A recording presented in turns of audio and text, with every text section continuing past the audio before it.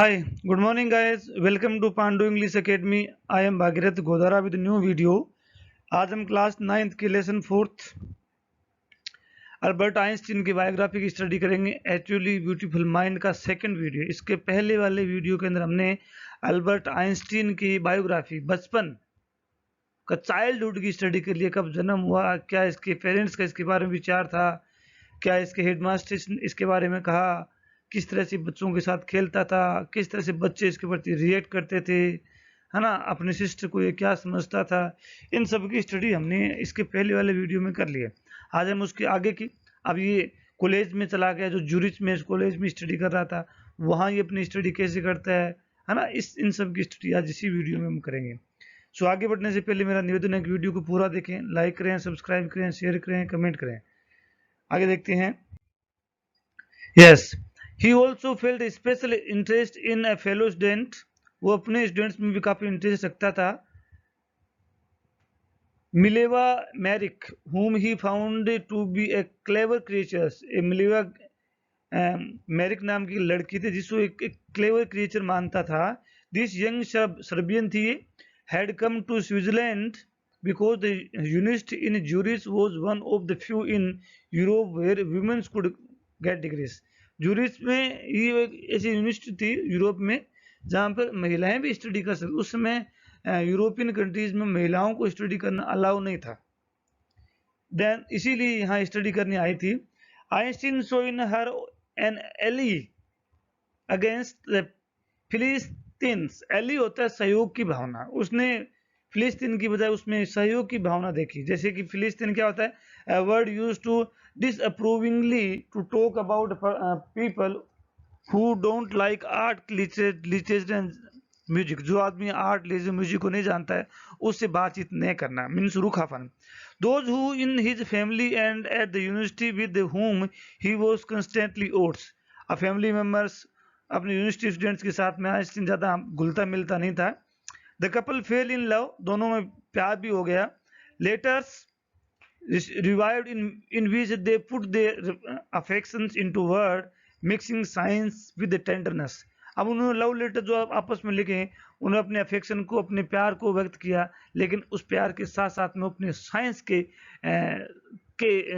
चीज़ों को भी मिक्स करके रखते थे। प्यार करने का लेवल कुछ अलग था।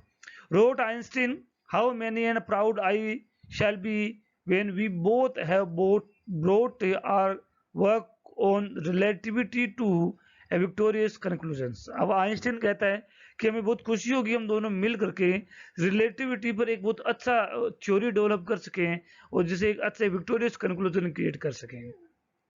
आगे देखते हैं। In 19 at the age of 21 की उम्र में Einstein was a university graduate and unemployed था। He worked as a teaching assistant, gave private lessons and finally secured a job in 1902 as a technical expert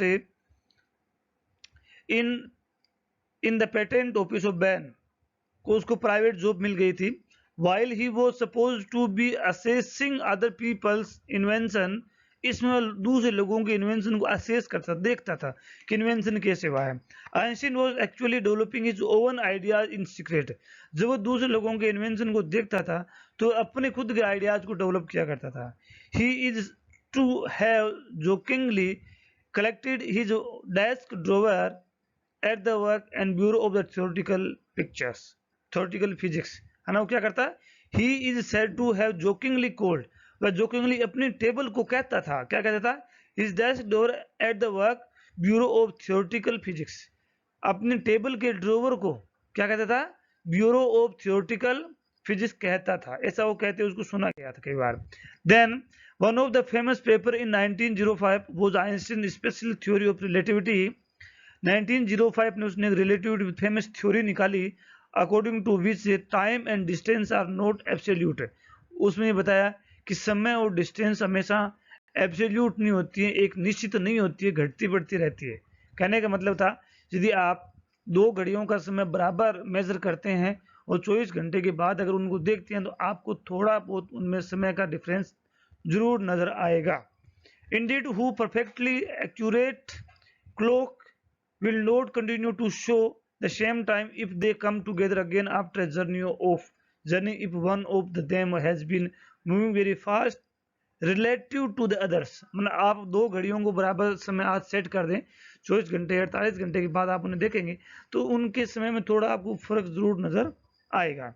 from this floor the world most formula which describe the relationship between mass and energy. इसी बात को लेकर मास और energy के बीच का जो formula है E equal to mc² था, ये डेवलप हुआ, ये आइंस्टीन ने डेवलप किया था।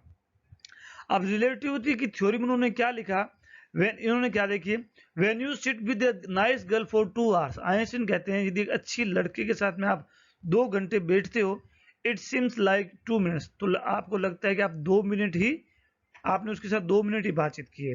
When you sit on the hot stove for 2 minutes, और जब आप एक गर्म चूल्हे पे गर्म तवे पे 2 मिनट के लिए बैठते हो, इट सीम्स लाइक 2 आवर्स, तो आपको लगता है कि 2 घंटे तक आप बैठे थे।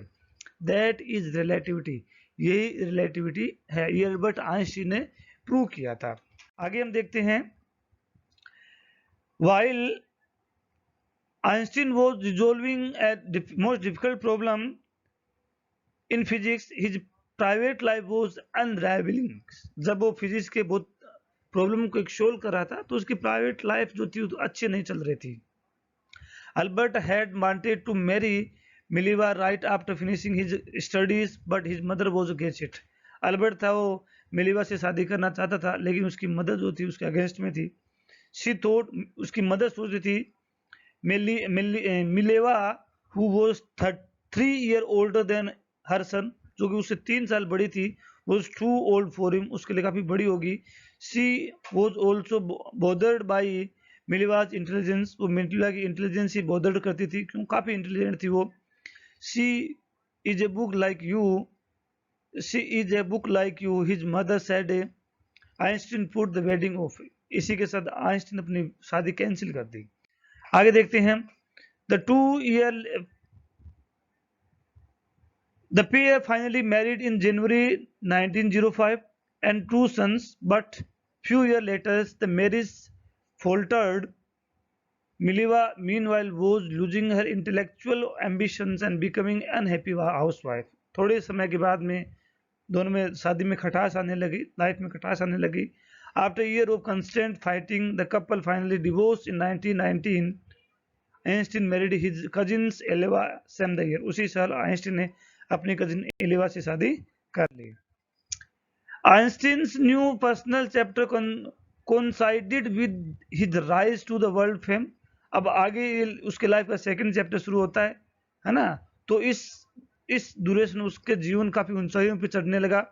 In 1950 he had published his general theory of relativity which provided a new interpretation of the gravity, जिसने ग्रेविटी का एक नया इंटरप्रिटेशन दिया। An eclipse of the sun in 1990 had brought proof that it was accurate। जो 1919 का जो सूर्य ग्रहण जो हुआ था उस बात ने इसको सिद्ध कर दिया। Einstein had correctly calculated in advance the extent to which the light from the fixed star would be reflected through the sun's gravitational field. उसने सिद्ध कर दिया कि दूसरे स्टार या सन के जो इक्लिप्स के ड्यूरेशन में उसकी जो लाइट जो कहाँ तक एक्सपेंड होगी। Newspaper proclaimed his work as a scientific resolutions, और समाचार पत्रों में उसके इस कार्य को एक वैज्ञानिक क्रांति बताया। आगे देखते हैं, Einstein received Nobel prize for physics in 1921।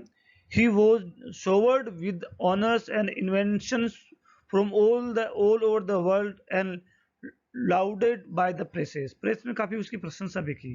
When the Nazi came to power in Germany in 1933, Einstein migrated to United States। जब 1933 के अंदर नाजी फांसीवादी और नाजी दो संगठन होते थे, जब नाजी सत्ता में आ गए तब आइंस्टीन ने जर्मनी को छोड़ दिया था। 5 years later the discovery of the nuclear fusion in Berlin had American scientists in uproar। 5 साल के बाद में जर्मनी के वैज्ञानिकों ने, बर्लिन के वैज्ञानिकों ने जब न्यूक्लियर बम की खोज कर ली थी तब अमेरिका के वैज्ञानिकों ने इसका काफी अप्रोर किया, इसका विरोध किया, उनमें हल्ला हो गया। Many of them had fled from fascism। काफी वैज्ञानिक वहां से भाग गए। Just and Einstein had and now they were afraid the Nazis could build and use an atomic bomb. अब उन्हें लगा कि नाजी जो है वो एक एटॉमिक बम बना लेंगे। आगे देखते हैं। At the urging of the colleague अपने साथी की रिक्वेस्ट के साथ Einstein wrote a letter to the American president Franklin D Roosevelt on 2nd August 1939 in which he warned Albert Einstein ने उस समय के अमेरिकन प्रेसिडेंट को लेटर लिखा और वार्निंग दी। क्या कहा? A single bomb of this type, इस तरह का एक single bomb exploded in a part might very well destroy the whole port together with the some of the surrounding territories. कहा गया कि इस तरह का एक छोटा सा बम भी अगर ब्लास्ट किया जाएगा तो उस क्षेत्र के आसपास के काफी बड़े क्षेत्र को बड़ा प्रभाव पहुंचाएगा। History did not fail to have an impact, his words, his word did not fail to have impact, उसने जो फ्रैंकलिन को कहा था उन शब्दों का प्रभाव काफी रहा। Americans developed atomic bomb in the secret project of their own, dropped it on the Japanese city of Hiroshima and Nagasaki in August 1945 में उन्होंने नागासाकी बम डाला था, जैसा कि हिस्ट्री में बताया गया है। Then Einstein was deeply shaken by the extent of the destruction, इस तरह के destruction extent से आइंस्टीन काफी प्रभावित हुए। This time he wrote a public message to the United Nations. In it he proposed the formation of the world government के formation। मतलब इस बात से वो काफी प्रभावित हुआ, दुखी हुआ, तो उसने एक विश्व स्तर की सरकार, एक पूरे वर्ल्ड लेवल की गवर्नमेंट जिसे हम कह सकते हैं यूएनओ बनाने का प्रपोज किया। Unlike the letter to Roosevelt, this one made no impact, लेकिन इस बात ने काफी ज्यादा प्रभाव नहीं डाल पाया। But over the next decade, Einstein got over more involved in politics, agitating for end to the arms build-up and using his popularity to campaign for peace and democracy। आगे कुछ सालों तक आइंस्टीन राजनीति में सक्रिय रहा और इस एटॉमिक बम का विरोध करने लगा और शांति और डेमोक्रेसी का ज्यादा प्रोक्लेमेशन, ज्यादा पक्ष करने लगा और विभिन्न स्तर की सरकारों और जनता से आग्रह करने लगा कि डेमोक्रेसी गवर्नमेंट बनाई जाए। आगे क्या होता है? When Einstein died in 1955 at the age of 76, he was celebrated as a visionary and a world citizen as much as the scientific genius। उसे एक विजनरी, एक वर्ल्ड सिटीजन के रूप में ज्यादा पहचाना गया बजाय साइंटिस्ट के। आई थिंक ये सब चीजें आपको अच्छी लगी होगी। आज के इस लेसन में मैंने पढ़ा कि आइंस्टीन किस तरह से अपना, उसकी लव लाइफ थी, कैसे उसके बच्चे थे, किस तरह से उसने प्रोग्रेस की, है ना, किस तरह से उसने वर्ल्ड में शांति स्टेब्लिश करने का अपना कार्य भी किया। इन सब चीज़ों को हमने स्टडी की है। आई थिंक ये सब चीज़ें आपको अच्छी लगी होगी। यदि वीडियो अच्छा लगा हो तो लाइक करें, सब्सक्राइब करें, शेयर करें, कमेंट करें। मेरे इस चैनल पर क्लास 6 या 12 तक SST इंग्लिश के सभी लेसन्स के वीडियो आपको मिलेंगे। इसके अलावा English composition, English writing, English letter writing, application writing, story writing, ये सब चीज़ें आपको वेल डिफाइंड मैनर में मिलेंगी। Thanks for watching. हैव